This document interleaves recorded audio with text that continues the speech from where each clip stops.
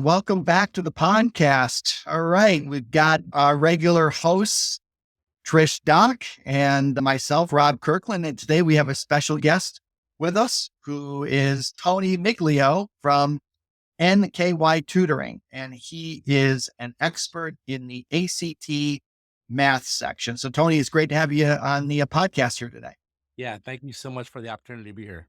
We've been wanting to get you on for some time here because the math section of the ACT is such an important part of the overall determining whether or not you get into a service academy or get an ROTC scholarship. This ACT math can range anywhere from, 20 to 40%, and usually more along the lines of 40% of the overall whole candidate score or total points for the scholarship come from this math score. And so what we've seen is candidates who can't do well on the ACT math or the SAT math generally have much more difficulty getting into service academies or getting an ROTC scholarship. The ability to be able to raise their math score is crucial in being able to reach their dream. Trish, you've seen the same thing with me with this. What might you add to that? I'm really excited to hear your thoughts, Tony, on ACT math as a specialist, because it is the primary category that when I'm working with students, I want them to keep testing over and over again. And they really get tired of it. I think kind of hitting home just the importance of that and the fact that they need to really focus and emphasize their ACT math. You really look at the super scoring. I mean, the Academies all super score. So you can take the ACT sections, the SAT sections as many times as you want to increase your score. You can even take an ACT test where you concentrate on the math section and maybe, save your energy on other sections in order to raise that score up. I caveat that with the two ROTC scholarship programs that do best sitting are Air Force ROTC and Marine Corps option of the Navy ROTC are best sitting versus super score. But all the service academy super score and then Navy and Army ROTC super score. So you can take that test and even concentrate on the math sections. With that in mind, Tony, I know that you've worked with some people who are trying to get into service academies at ROTC. What's the difference you see between those students and students that are going to normal civilian institutions? It's a great question. I think the thing when I work with the students who plan on going to the service academies, the one thing I really see is their drive. Like I feel like they have a concrete goal at the end. Like, talking to yourself, talking to Trish, like they know what they need to do and they want to get there, right? So they are driven to work and perform and do what needs to get there. I mean, it makes sense. Their mentality, they to be in the service academies, you're gonna have to work no matter what you do, right? So they kind of have that mentality already, where they're driven individuals. That's probably the biggest thing I see between your standard student and students who want to go to the military. Yeah. Yeah, and you have a formula. It's almost a shake and bake formula for the service academies and ROTCs where they spell out that hey, it's worth 40%, and so compared to perhaps civilian universities where you're not sure how much the ACT counts. I mean, I guess it used to be in the past you had a better idea of how much the ACT or the SAT was taken into account with the test. But I think these days, now that we have test blind, test optional. The test is looked at, but you're never really sure how much it's taken into account. I imagine Right. these days, Tony, you don't know how much it's worth. And so that may then maybe perhaps not motivate the regular student as much. Perhaps does that make sense? That's really well said. Yeah, I mean, for a lot of the your standard universities and colleges, like they are test optional. But what I tell parents, like, they're test optional, but they're not test optional if you want merits, right? So if you want to, kind of receive some type of scholarship, some merit money, schools want to see your scores, right? If you're just trying to get admitted, not necessarily need scores, depending upon what school you're looking at. But to your point, the service academies, it's a really big thing. They want to see that you are a worker, that you're going to go and perform in, a situation where, standardized tests are scary for people, right? So they want to see you be able to perform in situations where it's a little nerve wracking. Yeah. So it's a little bit different than kind of what's going in the normal population for schools. Yeah. And before we continue on with kind of this service academy vein, I was just curious about this test optional, and what's your thoughts these days on the way that schools view people or student applicants that are going test optional and they don't submit their scores? What's how are universities looking at that these days based on your experience? Here's the way I kind of explain it. So yeah, if you and I, Rob, are going for a job and we have to submit a drug test, you submit a drug test and I choose not to, that job knows more about you, right? So you're more likely to get that job over me. If for some reason I decline not to do a drug test, why am I doing that, right? Why am I not submitting scores? What are you hiding? Yeah, I mean, and it might not be that, right? I mean, m but to a university like where one person has scores and the other person doesn't, it gives that perception. So that's the kinda way I explain it to people. Yep. And it's interesting, Tony, that during COVID, I mean, there was actually for the service academies and ROTCs, they held on to that SAT or ACT like, I mean, like clawing like on the side of a cliff. They were unwilling to come off that SAT or ACT. And then I think like January or February of the year that we really had COVID, which I think was 2021, that spring of 2021, they finally relented and said, no, we'll let you not do the ACT or SAT. But I mean, it was like at the last minute, Yeah. because so many students were unable to take this test. But the service campus at ROTC there, I don't think they're going to be coming off this SAT or ACT. And, It's I so think for the difficult same for thing you're them. talking about.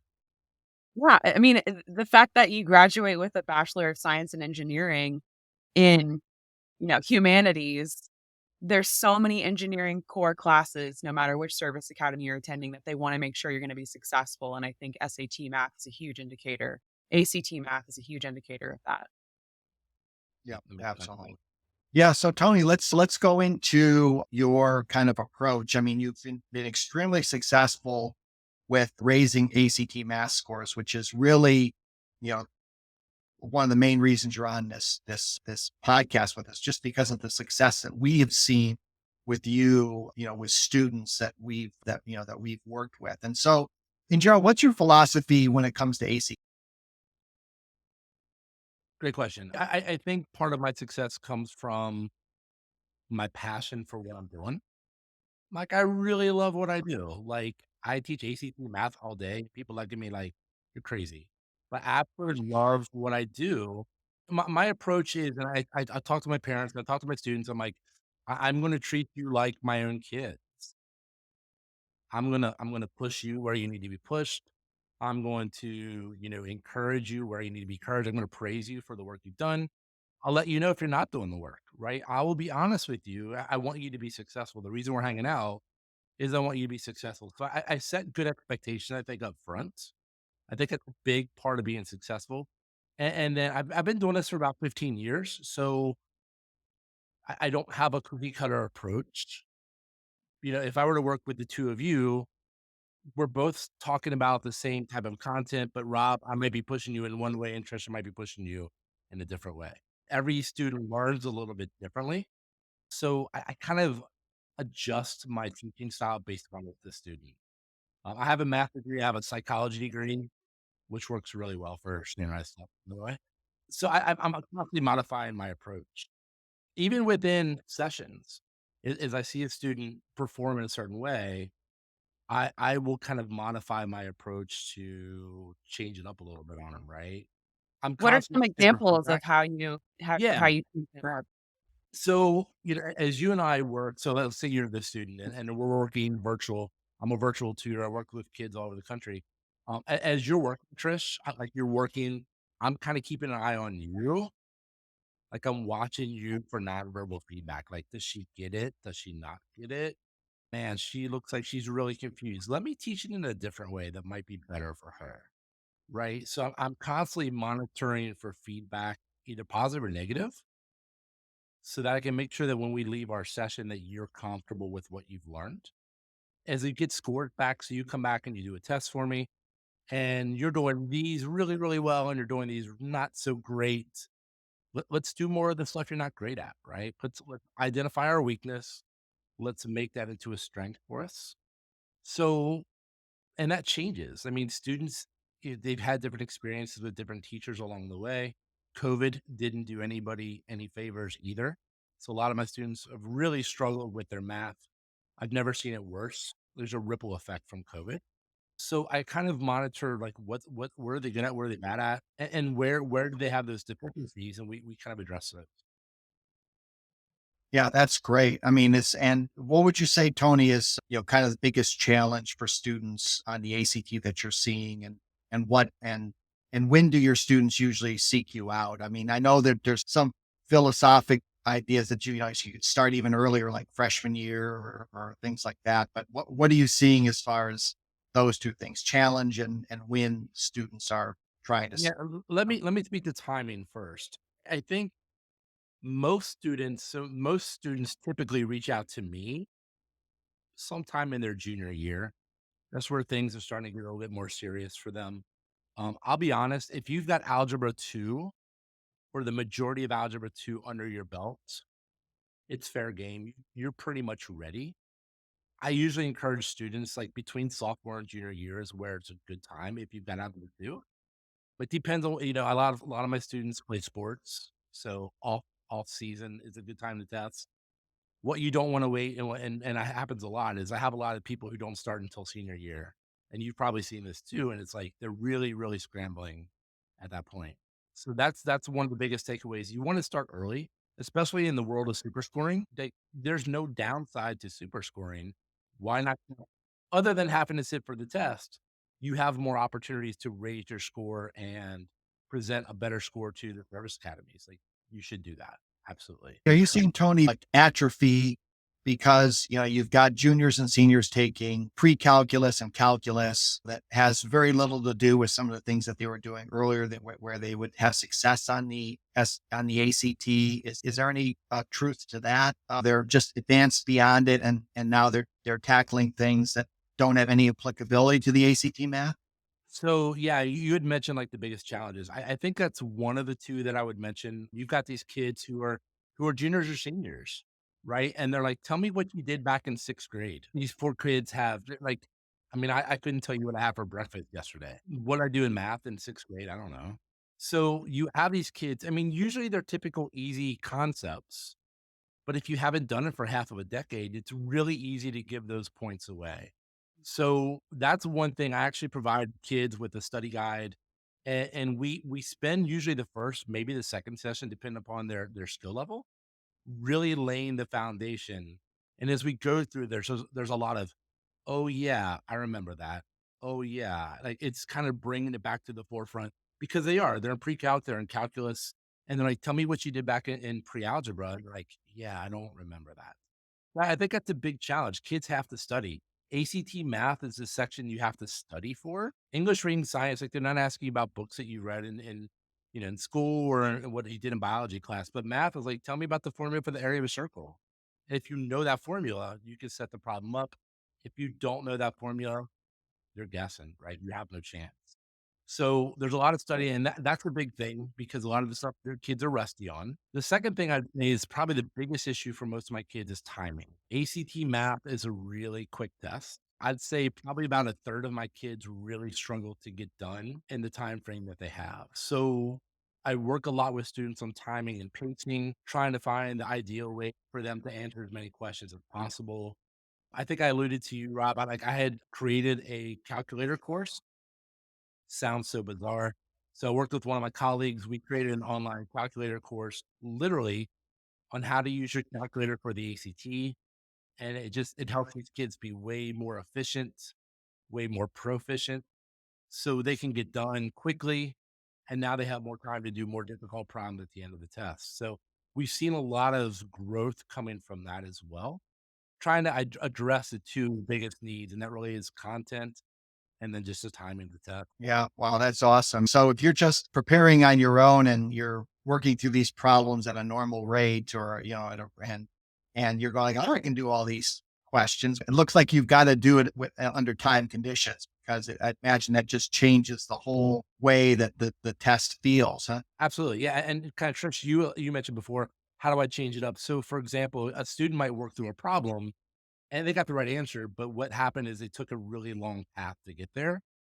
Hey, let me show you a better or a faster way, which will let you get the same answer, the right answer.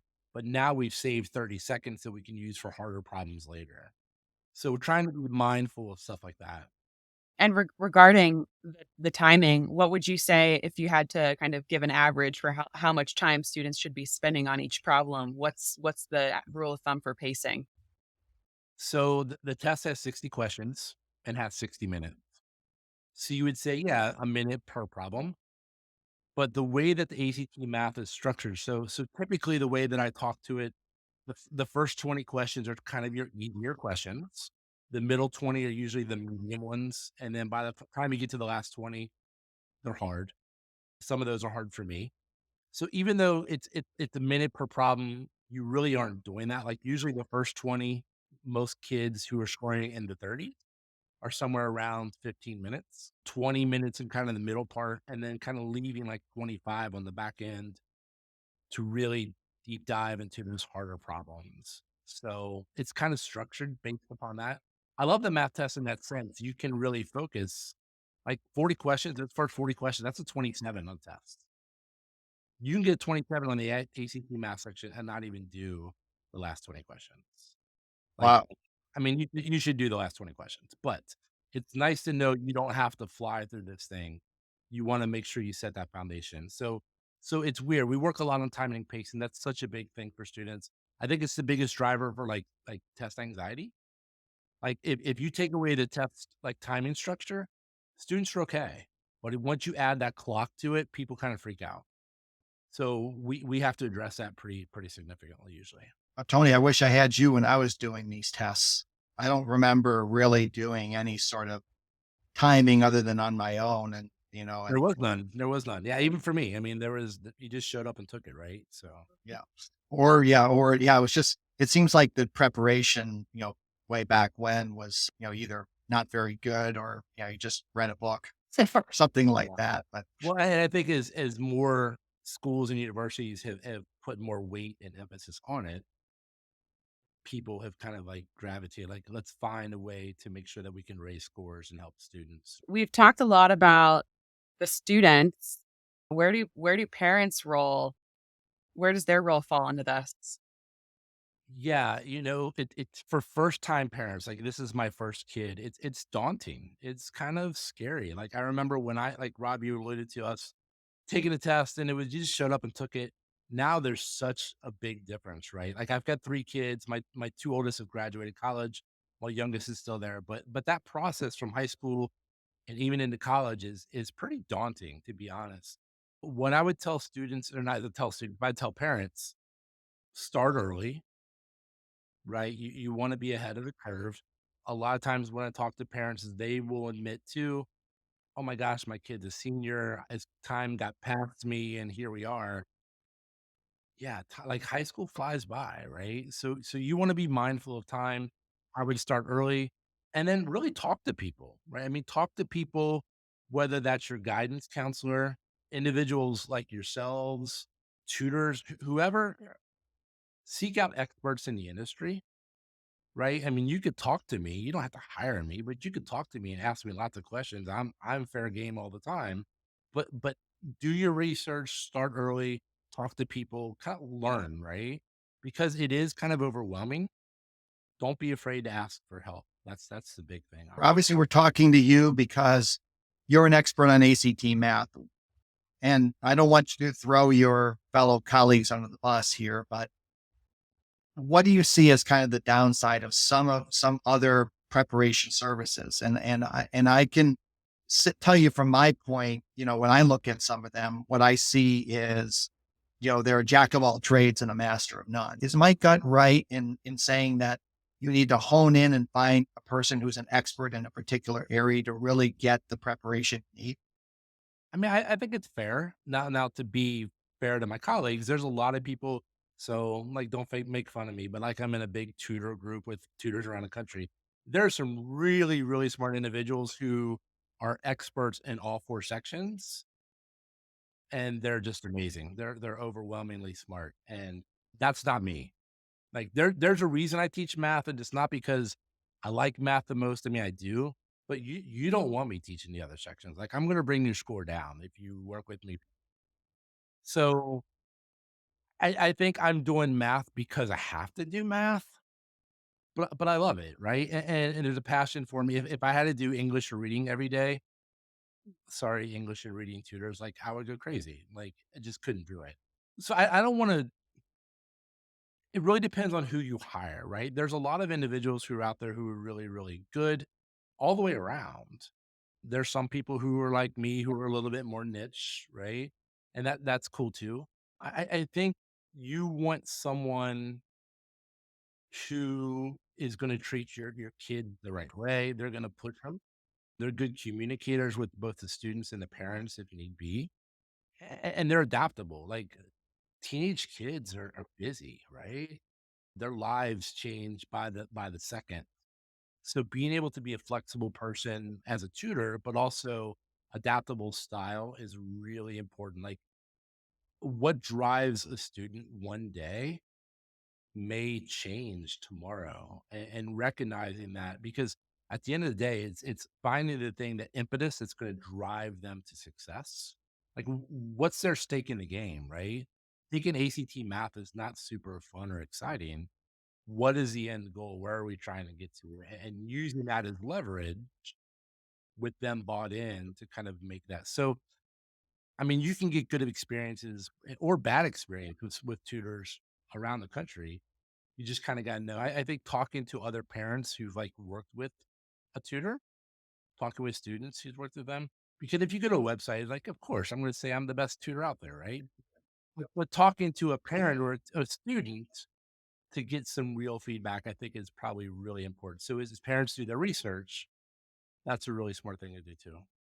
Well, I mean, I have a perfect example of that with one of our clients this year who was working with a different tutor and not making any progress on his ACT math score. I think he had a 27, and he worked with you for a few months. And then just the most recent test came back and he raised it to a 32.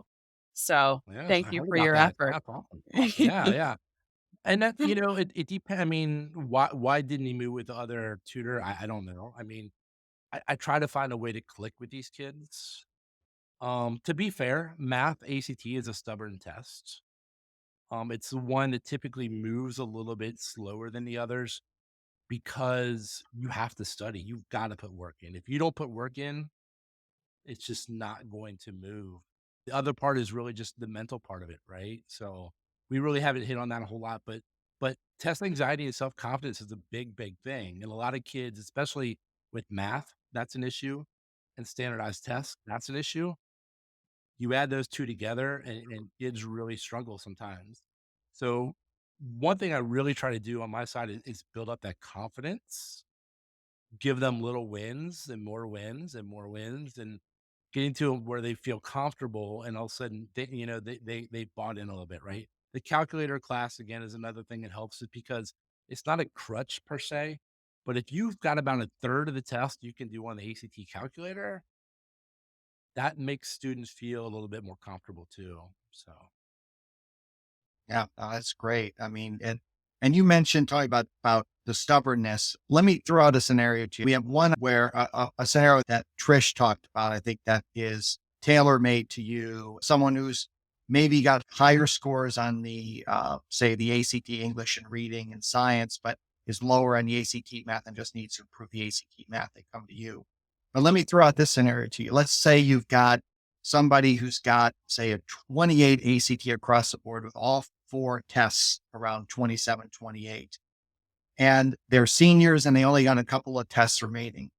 Where should they concentrate their efforts? I've talked to some educational experts who tell me that if you really concentrate on the ACT math, that you can and just focus on that only, that's the score that could raise you up. Does that make sense, or is that not what you're, No, is that, I think it depends on, are you going to a service academy or are you going to a normal university, right? If you have 28s across the board for a normal university, I would say English and reading are typically the ones that move the fastest. And that's in that sense it's good because that's 50% of the test. It's two of the four tests, right? If you do math, even if we bring math up like we did at 27 to 32, that's 5 total points. But if you average it across, it's really like raising your composite 1 point, right? So even though math went up significantly, it doesn't move your composite a whole lot. But when you have someone like the Service Academy where math is such heavily weighted, you kind of want to give some love and attention to the math section, right? So I think that's the difference. If you're a traditional university, I would say English reading is probably the ones that move and will make the biggest impact. But for someone who's going to service where math is so heavily weighted, they really, really look at that. I'd say it's probably math.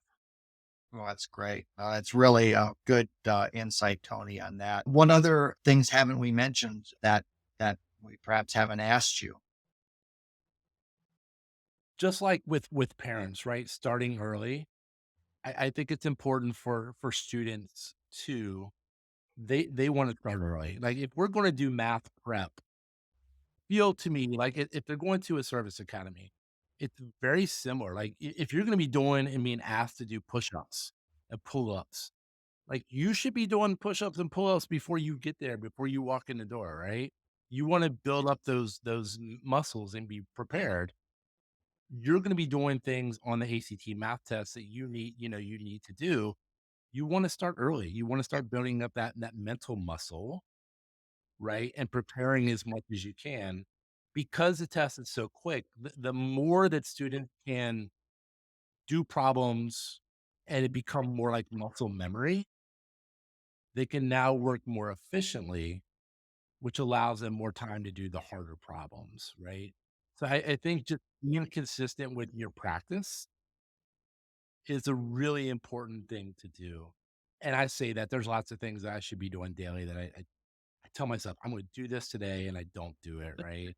Studying math equations is probably not on the top of people's lists, but it makes a really big impact for success on the test.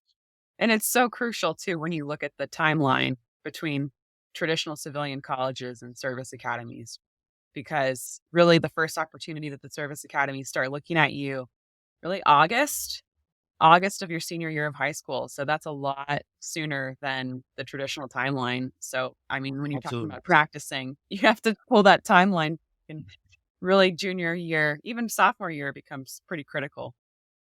Yeah, you guys have kind of an accelerated timeline. So starting early is probably even more relevant to your listeners.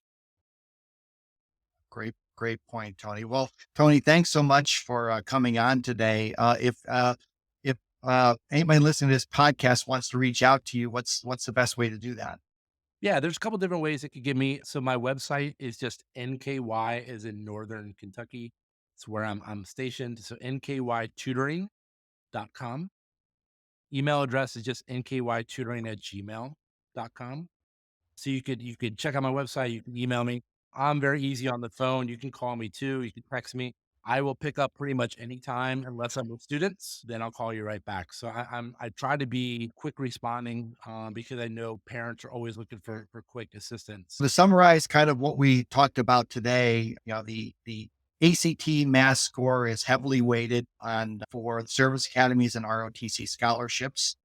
Therefore, that means that that candidates need to concentrate on that section in order to ensure they get into a service academy or get that ROTC scholarship. That there are certain techniques that you can do in order to do well on this test, including making sure that you know what the amount of time you need to take on the test, to practice test problems in order to kind of work that muscle memory. Starting early, freshman, sophomore year is not too early to take this test, and also to get specialized help to overcome perhaps some blocks that you may have. People like you, Tony, would be a great person to go to try to see where those are and try to work through them. There's as much of a psychological component to it as it is Yeah. actually doing the problems themselves. And then parents get involved and support your kids in this and realize that the sooner they start, the better. We thank you very much, Tony, for being with us. And we look forward to continuing to recommend candidates to you here in the future. Yeah, thank you so much again for letting me be here. And like I said, thanks for the relationship we already have, kind of sharing students back and forth. And happy to support you guys in your endeavors as we move forward. Thanks.